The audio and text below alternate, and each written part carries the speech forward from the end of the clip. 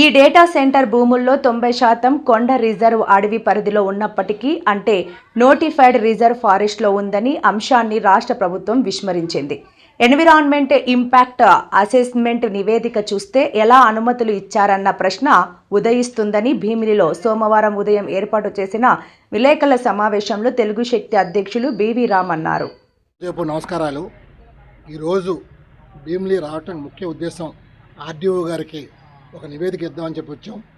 ఆయన లేకపోయినా సరే ఏవో మేడం జే తారకేశ్వర్కి ఇచ్చాం.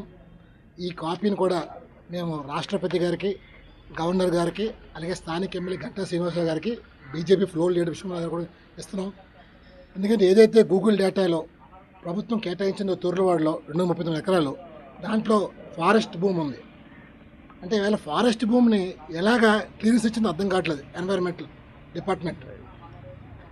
మరి ఈవేళ ఇది కేటగిరీ ఏలోకి వస్తుంది, అంటే కేంద్రం క్లియరెన్స్ ఇవ్వాలి. అదే కేటగిరీ బి అయితే స్టేట్ గవర్నమెంట్ ఇవ్వాలి. కానీ వీళ్ళు ఏం చేశారు, B1లో పెట్టేసి పబ్లిక్ హియరింగ్ లేకుండా కేటగిరీ వీళ్ళు ఇష్టమన్నట్టు వెంటనే ఇంప్లిమెంట్ చేసి క్లియరెన్స్ ఇచ్చేశారు. అంటే దీంట్లో చాలా కుట్రలు జరిగాయని చెప్పి తెలుగు శక్తి ఆరోపిస్తుంది. మరి ఇటీవల విశాఖపట్నంలో మధురం సదస్సులో ఇప్పుడు బివి రామ్ చెప్పిన ఇంకోళ్ళు చెప్పినా కాదు, ఒక సాక్షాత్ retired DG officer, IPS officer AB Venkateswara garu కేవలం 500 ఉద్యోగాలు వస్తే మాత్రం చెప్పారు. మరి ప్రభుత్వం 1,00,000 ఉద్యోగాలు అని చెప్పింది. ఏది నిజం? మీరు చెప్పింది నిజమా, ఆయన చెప్పింది నిజం? ప్రజల్లో ఒక భయం కలుగుతుంది.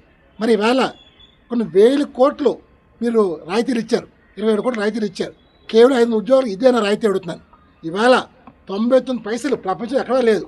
అంటే కారు చౌకగా భూమి విశాఖపట్నంలో దొరుకుతుంది. అంటే రాష్ట్రం అభివృద్ధి కోసం అంటున్నారు. సరే, మేము స్వాగతిస్తాం. 99 పైసలకి ఉద్యోగాల కోసం మీరు ఇచ్చారు, లోకేష్ గారు ముందు చూపుతో యువత కోసం ఇచ్చారంటే మేము స్వాగతిస్తాం. కానీ ఎకరానికి ఎన్ని ఉద్యోగాలు ఇస్తున్నారు చెప్పమని చెప్పి లోకేష్ గారు అడుగుతున్నాం.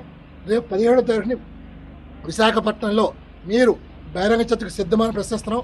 ఎందుకంటే మాకు ఎవరి మీద వ్యక్తిగతంగా వెళ్ళట్లేదు. కేవలం తెలుగు జాతి బాగుండాలి, నా రాష్ట్రం బాగుండాలి, నా ప్రజలు బాగుండాలి సంకల్పంతో చేస్తాం తప్ప ఈరోజు మేము ఎవరినో మబ్బి పెట్టడం మేము చేయట్లేదు. మరి ఈవేళ లోకేష్ గారు అలాగే వారితో మీరు చేసిన ఒప్పందం కూడా బయట పెట్టాలని చెప్పి డిమాండ్ చేస్తాం. ఎందుకంటే మీరు రాయితీలు ఇచ్చారంటే మా ప్రాంతానికి ఏం లాభం వచ్చింది మాకు తెలియాలి. మరి చాలామంది అడుగుతున్నారు, రామ్ నువ్వు తెలుగుదేశం పార్టీవే కదా, నువ్వేం చేయాలని. నేను ఏనాడు తెలుగు శక్తి ఏ పార్టీకి కొమ్ము కాయలేదు. తెలుగు శక్తి ప్రజలకు కొమ్ము కాసింది తప్ప పార్టీకి కొమ్ము కాయలేదు. అన్యాయం చేస్తే నాడు ఎదిరించాను, నేడు ఎదిరిస్తున్నాను. సో రామ్ ఎప్పుడూ భయపడలేదు.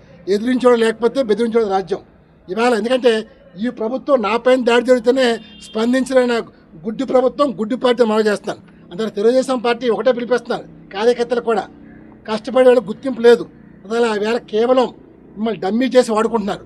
ఇప్పటికైనా ఇది అహంభావానికి ఆత్మగౌరవ యుద్ధం. మరి నాటి ఇంటి ఏం చెప్పారు, సమాజమే దేవాలయం, ప్రజలు దేవుడు చెప్పారు. మరి ఇవాళ ఈ రాజకీయాలు ఏం చేశారు, మేమే దేవుళ్ళు అంటున్నారు, ప్రజల భక్తులు అంటున్నారు. ఈ డెఫినేషన్ మార్చడానికైనా వచ్చారు. డెఫినెట్గా గూగుల్ డేటాలో జరిగిన భాగవతం బయట పెడతాం. అలాగే ఉద్యోగంలో ఏదైతే లోకేష్ చెప్పారో మీరు రేపు 17 రావాలని చెప్పి తెలుగు విషయం డిమాండ్ చేస్తుంది. జై హింద్.